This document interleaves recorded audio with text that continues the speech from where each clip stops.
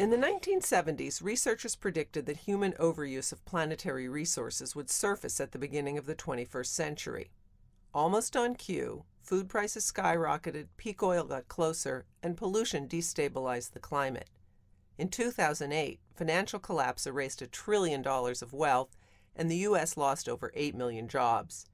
3 years later, there were 44 million people on food stamps and 5 job seekers for every available position.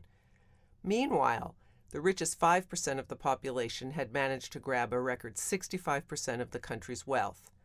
Wall Street and big companies were thriving, but poverty, anger, and social discontent were rising. The official discourse allows for just one way of solving these problems: expand production. Rev up the engine and hope that jobs will trickle down. But no realistic estimates of growth are high enough to re-employ the 25 million people who are out of work or can only find part-time jobs. And the indiscriminate growth we'd get would intensify ecological overshoot, which in turn creates more financial instability. We can't just trade one problem off for another. We need to reduce ecological impact and create jobs.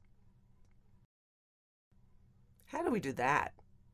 We absolutely have to get off fossil fuels, and innovation and technology are essential.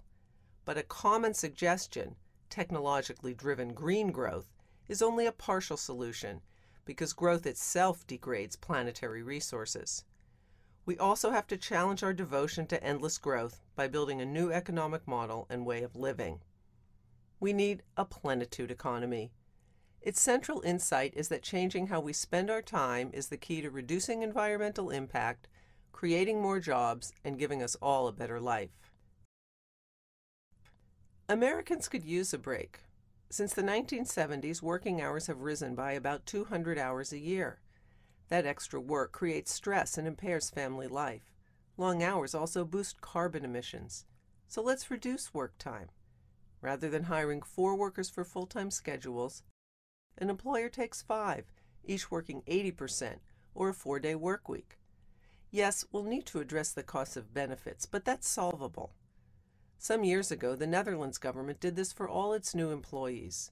Eventually, the whole Dutch financial sector went to 80%. A fairer distribution of work makes the income distribution fairer too, because too little work is a major cause of poverty. Giving people more time off is also at the heart of the trend to DIY, or do it yourself. People are growing vegetables, beekeeping, canning, and brewing beer. They're building low-cost, eco-friendly housing, generating energy, sewing clothing, and even making manufactured items with desktop-sized computer-controlled machines. DIY is savvy economics because 21st century technologies have raised the productivity of small-scale production. It allows people to live better with less money, exercise their creativity, and even start businesses as they develop skills and expertise in new eco-intelligent ways of producing. And when people work less, they tend to consume less. The planet gets some time off too. Plenitude practitioners are also finding security by linking up with each other. There's a wave of social innovation for sharing, bartering, informal and neighborhood exchange, reuse, and resale.